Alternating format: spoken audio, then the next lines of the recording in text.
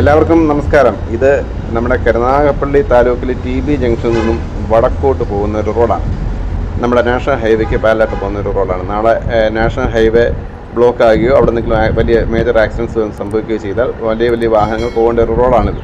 അപ്പോൾ ഈ റോഡിൻ്റെ ഒരു പ്രത്യേകത നിങ്ങളുടെ ശ്രദ്ധയിൽപ്പെടുത്താൻ വേണ്ടിയിട്ടാണ് ഞാൻ ഈ വീഡിയോ ചെയ്യുന്നത്. ഈ കഴിഞ്ഞ 10 വർഷ കാലഘട്ടമായിട്ട് ഒരു മേജർ ആക്സിഡൻറ്റ് പോലും റിപ്പോർട്ട് ചെയ്യാത്ത വളരെ മനോഹരമായൊരു റോഡാണ് നിങ്ങൾ ഈ വീഡിയോയിൽ കണ്ടുകൊണ്ടിരിക്കുന്നത്. ഇതിൻ്റെ കാരണം എന്ന് പറയുന്നത് ഏതൊരു വാഹനത്തിനും 2 വീലർ ആയാലും 4 വീലർ ആയാലും 10 കിലോമീറ്റർ സ്പീഡ് 12 കിലോമീറ്റർ സ്പീഡിൽ മാത്രമേ ഈ റോഡിൽ കൂടി സഞ്ചരിക്കാൻ പറ്റൂ. ആ രീതിയിലാണ് ഈ റോഡ് നിർമ്മിക്കപ്പെട്ടുള്ളത്. അങ്ങനെയാണ് ഇതിന് സജ്ജമാക്കിയിട്ടുള്ളത്.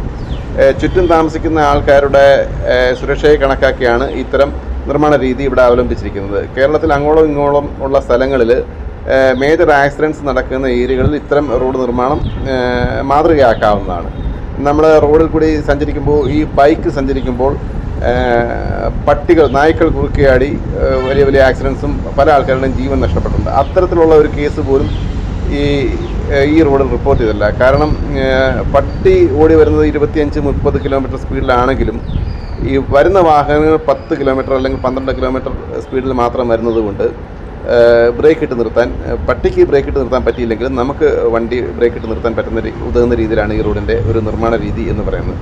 ഇതൊരു ശിശു സൗഹാർദ്ദ ഗ്രാമമായിട്ട് ഇതിനെ പ്രഖ്യാപിക്കണം എന്നപേക്ഷിക്കുകയാണ്. കാരണം സ്കൂളിൽ പോകുന്ന കുട്ടികൾ സൈക്കിൾ വന്നാലോ അല്ലെങ്കിൽ പെട്ടെന്ന് വീട്ടിൽ നിന്നും ഗേറ്റ് കടന്നുകൂടി റോഡിലോട്ട് വന്നാലോ ഒന്നും ഒരു വണ്ടിയും ഇടിക്കില്ല. അത്രമാത്രം കുട്ടികളുടെ ജീവിതത്തിനും അവരുടെ ആരോഗ്യത്തിന് കരുതൽ നൽകുന്ന ഒരു രീതിയാണ് ഈ റോഡ് നിർമ്മാണ രീതിയിൽ അവർ അവലംബിച്ചിട്ടുള്ളത്.